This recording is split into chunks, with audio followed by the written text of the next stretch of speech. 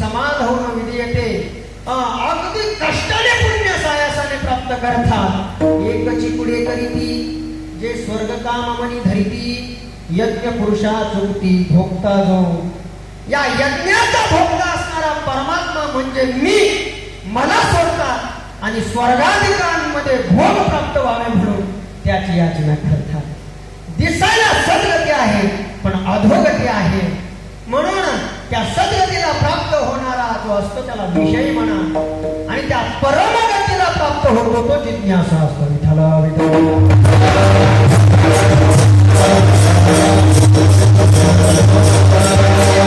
जिज्ञासू आहे. या जगामध्ये आल्यानंतर त्याला एक गोष्ट कळालेली आहे. काय कळलेलं आहे? संसाराच्या तापे तापरोगी देवा करिताया सेवा कुटुंबाची. संसार संसार दुःख मूळ प्रभूकडे लिंगळ विश्रांती नाही कोठे रात्र. संसारात केवळ आणि केवळ दुःख आहे याची जाणीव झाल्यामुळे खऱ्या अर्थाने तो आता त्या संसारापासून थोडासा बाजूला आलेला आहे. कारण काय होतं, प्रामुख्याने तुम्हाला मी बोलत आहे, एकच परब्रह्म तत्व आहे ते मायेत प्रतिबिंबित होऊन ईश्वर संस्थेला प्राप्त होतं आणि तेच परब्रह्म तत्व अविद्येत प्रतिबिंबित होतं जीव संस्थेला प्राप्त होतं. ईश्वर जे तत्व आहे ते मायेत प्रतिबिंबित झाल्यामुळे ते ज्ञानी आणि हे अविद्येत प्रतिबिंबित झाल्यामुळे ते अज्ञानी ठरतं. ते परादर्शिन प्रत्येक तत्वबोध विवर्जित. पंचदशीमध्ये याचा खूप विचार आलेला आहे. पूर्वते कर्म भोगाय कर्म कर्तुंच भुंजती. अज्ञान ही उपाधी असल्या कारणाने या पराम म्हणजे परमात्म्याचं दर्शन त्याला होत नाही. तो तत्वबोधापासून विवर्जित असतो आणि त्याच्यामुळे जन्माला आला आणि पाणी वाहू वाहू पूर्वते कर्म भोगाय कर्म कर्तुंच भुंजती. त्याला म्हणा कशासाठी कर्म करत हो? म्हणजे फळ भोगण्यासाठी. आणि कशासाठी फळ भोगतो? म्हणजे कर्म करण्यासाठी. मग काय पुनरपी जननम पुनरपी जननी जठरेशेनम देव संसार विस्तार. त्याला गोड उदाहरण दिलंय बघा. नद्याम किटा युवा भरता दावर्तांतरमाशुती व्रजंतो जन्मनो जन्मला भंते नैव निवृत्ती. एखादा किडा ज्याप्रमाणे भोवऱ्यात सापडावा, भोवऱ्यातून त्याला बाजूला निघते का नाही. मग ते सारखं सारखं सारखं नाटाच्या प्रमाणे बघा. जुंटीने घाणा बांधून ज्याप्रमाणे घाण्याचा बैल सकाळी झुंपला जुंटीले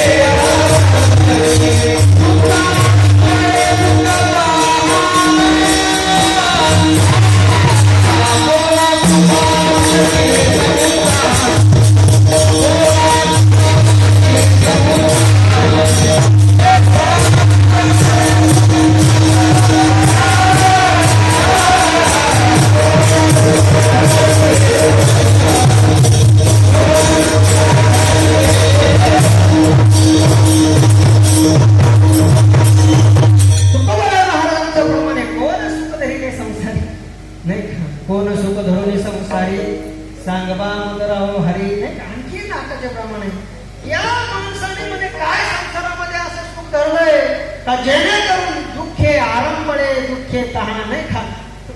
प्रमाणे मग जुंतीले घाणा बांधून नाही. ज्याप्रमाणे घाण्याचा बैल सकाळी झुंपला संध्याकाळी सोडला तर दिवसभरामध्ये किती अंतर काढलं होते. मोकळा असता तर तो 50 किलोमीटर जाईल एवढं त्याचं सामर्थ्य. पण ते झुकलेला असल्यामुळे दिवसभर तिथंच फिरतं, कुठंच जात नाही आणि विनाकारण. याला म्हणतात पुनरपी जननम पुनरपी मरणम पुनरपी जननी जठरेशे. काय जीवन आहे. पण हा जो जिज्ञासू आहे त्याला ही गोष्ट कळालेली असते आणि यातून त्याच्या सत्कर्माचा परिपाक होतो. जसा त्या किड्याच्या भोवऱ्या सापडलाय, एखाद्या सद्ग्रस्त जातो त्या किड्याला बाजूला काढतो, तसा या भोवऱ्या सापडलेल्या जीवाला कोणतरी एक संत महात्मा भेटतो. सत्कर्म परिपाकाचे करुणानुग्रह प्राप्य तीर्थ छाया विश्रांती आणि मग त्या जीवाला एखादी सावली म्हणजे कृपेची सावली प्राप्त करून देऊन जो पंचकोशामध्ये अडकलेला त्याचा जो जीवात्मा आहे ना त्या जीवात्म्याला ब्रह्मरूप करून टाकतो. विठ्ठला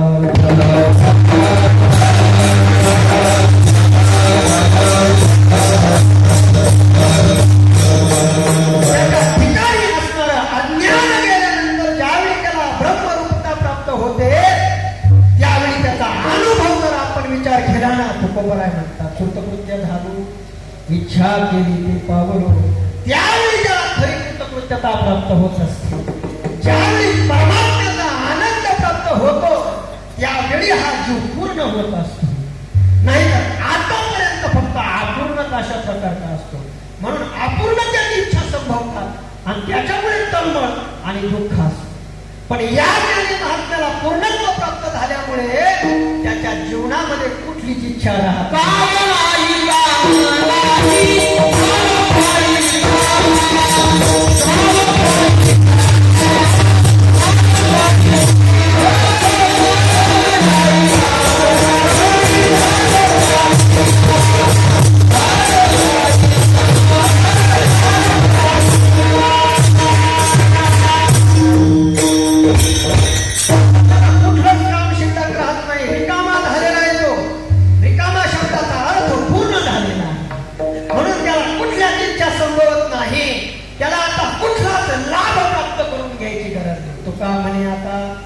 लाभ नाही या परता यम लब्ध्वाच्या परम लाभम मन्यते नाधिकम तथा.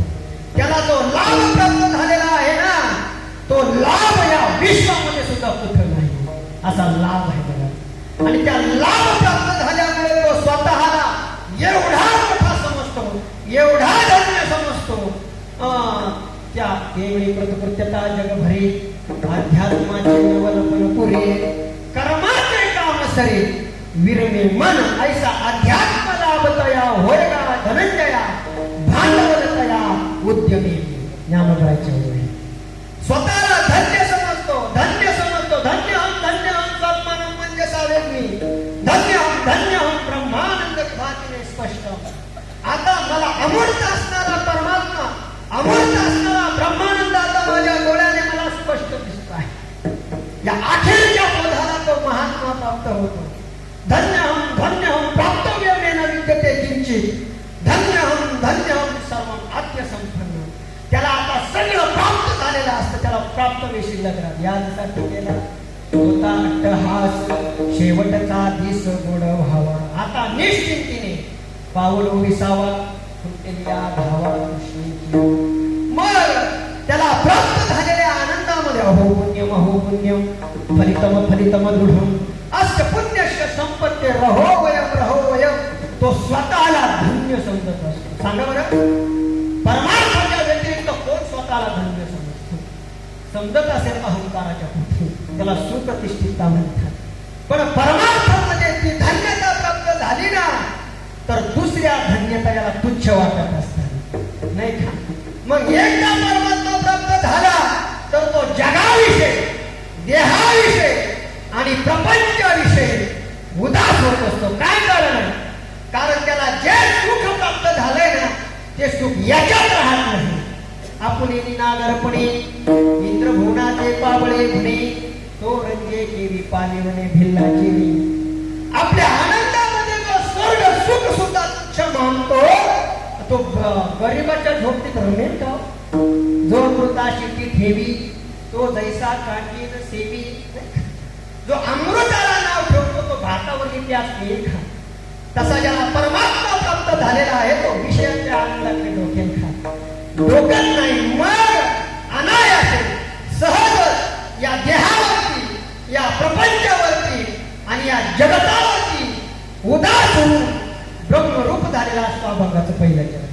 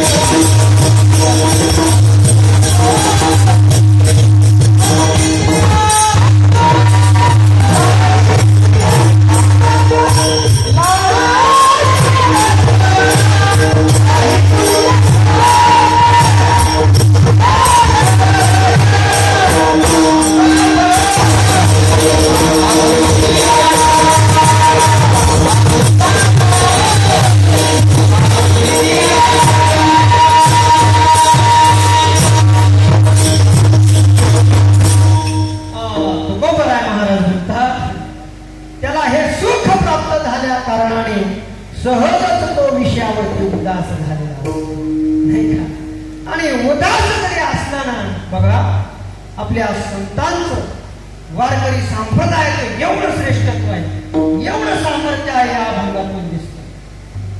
वेदाने आतापर्यंत आत्मा ब्रह्मरूप सांगितलेलं आहे, नाही का? वेदांचा विचार करा, आत्माच ब्रह्मरूप आहे. सर्वात पण माझी हिरा मुंगी वेदाने सांगितलं नाही तरी आत्मा ब्रह्मरूपच आहे, यात काही विशेषता नाही. पण जड असणारा जो देह आहे, जो काळाचा भातुक आहे, काळाची ज्याच्यावर सत्ता आहे ना, सत्तांनी त्या देहाला सुद्धा ब्रह्मरूप केलंय. विठ्ठल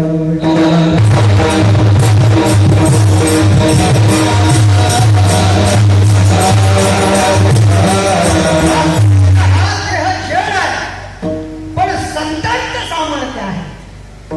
भिंत जड आहे, पण चालवणारे ज्ञानोपर आहे महाराज, नाही का?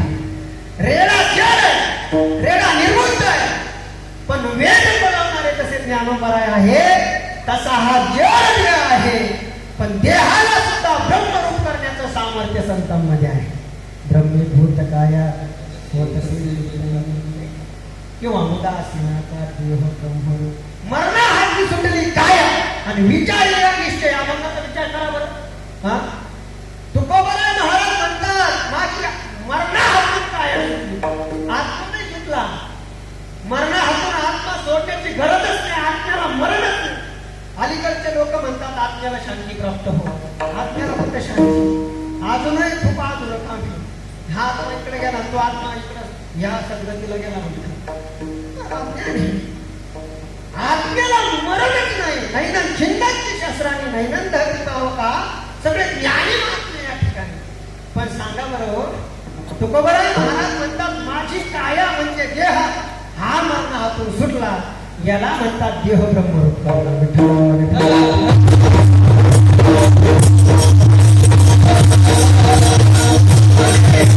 महात्मा तुकोबराय महाराज म्हणतात, असा महात्मा आपल्या सोबत वावरत जरी असला, आपल्या सारखं जरी त्याचं बोलणं असेल, आपल्या सारखं जरी चालणं असेल, आपल्या सारखा जरी त्याचा व्यवहार असताना, तरी सुद्धा तो माणूस म्हणण्याच्या योग्यतेचा नाही तर तो संत असतो. संत नवती जगात मानसा त्यासारखी समुद्र नदी नव्हे पैगा, पाषाण म्हणू नये लिंगा. संत नवती जगा मानसा त्यासारखी ब्रह्मरूप झालेला असतो आणि सगळ्या जगावरती देहावरती उदास असतो. मनुष्य उदास केव्हा होत असतो सांगा बरं? उदास शब्दाचा अर्थ काय? उदास शब्दाचा अर्थ करत असताना आपण निराश करत असतो. का अशी उदास बसते? उदास नाही रे, तर मान सोडून आणला विदेशातून अधिक उदास नाही ना कोणी. उदास सगळे निराश नाही. विठ्ठल विठ्ठल.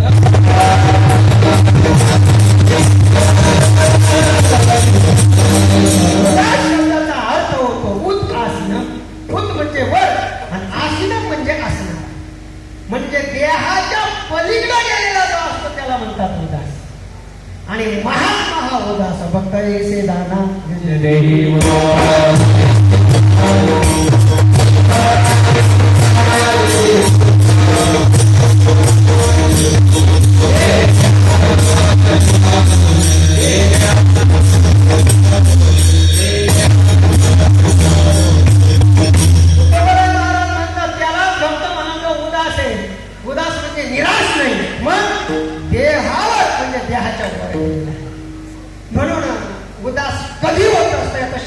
थोडासा विचार आहे, थोडासा ऐकून ठेवा.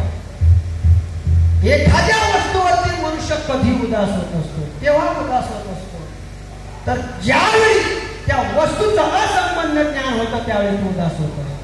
2-4 ज्ञान सांगितले.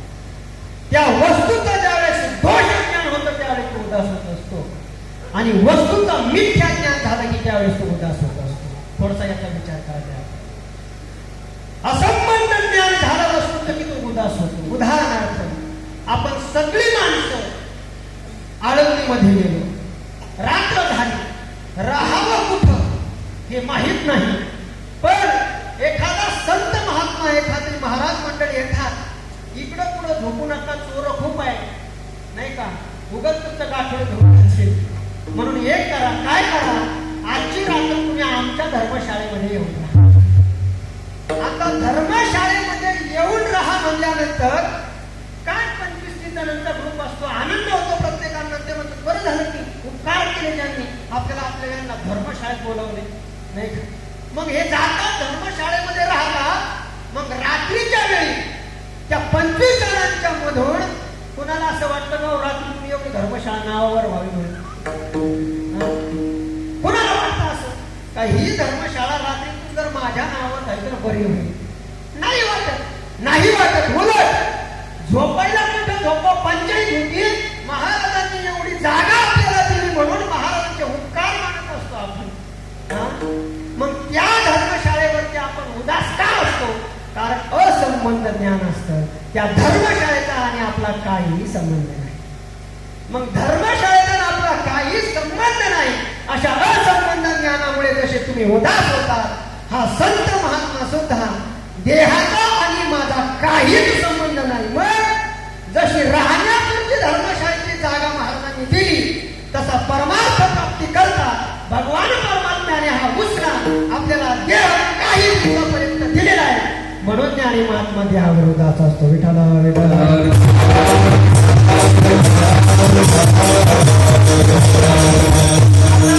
शब्दाचा अर्थ तुमच्या लक्षात येईल. पहिलं असंबंध ज्ञान आहे, नाही का. तुम्ही सगळे आले आहात म्हणून थोडस तुमच्यामध्ये सुद्धा नाही का. एका मनुष्याच्या मुलाचं लग्न ठरलं आणि तो मनुष्य सुप्रतिष्ठित होता. थोडासा सिद्धांत पटण्यासाठी चालले बरं का. सुप्रतिष्ठित होता आणि सगळी पटापटी झाली बघा. मुलीची मुलाकडची पटापटी झाली. आणि मग आता मुलाच्या बापाने विचार केला त्यांच्यावर काहीतरी इम्प्रेशन पडायला पाहिजे ना, कारण मुलाकडचे आपण पण घरात काय नसतं, पैसे अडचण काय करावं. मग मित्राला म्हटलं काही पैसे दिशे असते तर ते थोडं लग्नाला काम येईल, मोठं लग्न करू. मित्राने सांगितलं माझ्याकडे तर काही पैसे नाही. मग माझ्याकडे सोनं नाणं आहे म्हणे. किती पाहिजे? किती? म्हणे तुला जेवढं लागेल तेवढं. म्हणे किती आहे? म्हणे माझ्याकडे सोनं 50-60 तोळे, तेवढं घ्यायचं तेवढं. पण घेऊन जाय आणि जसं दिलं तसं पुन्हा वापस आण. याने सांगितलं काय हरकत नाही, लग्न बिग्न झालं की 1-2 महिन्याने ते सोनं पुन्हा वापस आणून दिलं. मग बघा ते सोनं घेतलं आणि लग्नाच्या वेळी मुलीला ते सगळे डाग अशा प्रकारचे घातले. ती मुलगी हरखून गेली. महाराज एवढं सोनं मुलाच्या घरून आल्यानंतर मुलीच्या आनंदाला पारावारच राहिला नाही का. विचार करायला लागली माझ्या मैत्रिणीचं सुद्धा लग्न जमलं नाही का. हुंडा जास्त द्यावा लागला, सोनं कमी आलं. मला हुंडा कमी देऊन एवढं सोनं आलं. म्हणून त्या सोन्यामध्ये, त्या दागिन्यामध्ये ती मुलगी आसक्त झाली, आनंदाने हरखून गेली. आनंदात राहिली, तिला भाग्य वाटायला लागलं. बघा मला चांगलं सासर मिळालं, श्रीमंत सासर मिळालं. आणि लग्न झाल्यानंतर 8-10 दिवस झाले आणि 8-10 दिवसानंतर ती मुलगी अशी घर झाडत झाडत झाडत सासरे बुवापासून पुढे येते. सासरे बुवा पलंगावर बसलेले, मुलगी घर झाडची आहे, सगळं सोनं अंगावर आहे. तर सासरे बुवांनी सांगितलं मुली म्हणे काय बघ बर का सोन्याला जीव लाव. तिने सांगितलं तेवढं कळतं मला, सोनं सांभाळणं एवढी अक्कल आहे मला. नाही तू गज हुशार आहे माहिती, पण त्याच्यातला एक मनी जरी हरवला ना तेवढी भरून देण्याची योग्यता आपली नाही.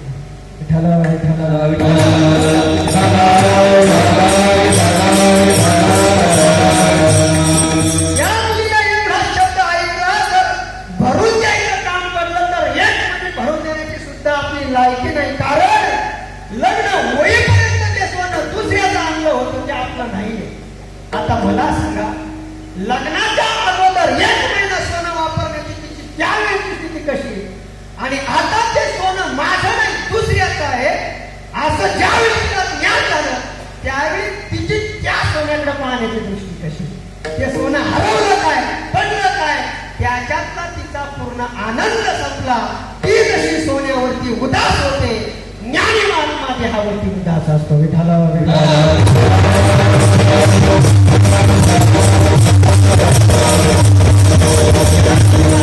संबंध ज्ञान. दुसरं ज्ञान असतो दोष ज्ञान. पदार्थामध्ये एकदा दोषाचं ज्ञान झालं मनुष्य आपोआप उदास होत असतो, आपोआप उदास होत असतो. बघा सिद्धांत लक्षात ठेवा, आपण दृष्टांताने पटवून द्यायचं. आपोआप उदास होतो, दोष दिसला की उदास होत असतो, नाही का? जावई बापू खूप दिवसानंतर आले. मग आल्यानंतर आता सासूबाईंनी विचार केला नेमकं करावं काय. खूप दिवसानंतर आले, मग सासूबाईने ठरवलं जावईंना बासुंदी करावी. बासुंदी करावी म्हटल्यानंतर काही हरकत नाही, जावई बापू लांबून आलेले आहेत. मोठ्या पहाटे सासूबाई उठली आणि जावयासाठी पूर्ण स्वयंपाक केला आणि 8-9च्या सुमारास सासूबाई खऱ्या अर्थाने बासुंदी करायला बसली. थोडस मार्मिक नाही. आणि जावई बापू दरवाजामध्ये खुर्ची टाकून बसलेले आहेत आणि सासूबाईचं किचन मध्ये बासुंदी बनवण्याचं काम चालू आहे. पण सर्दीचे दिवस होते, पावसाळा जवळ आलेला होता आणि बासुंदी करता करता जावई बापूचं लक्ष गेलं बासुंदीत नेमकं काय पडलं.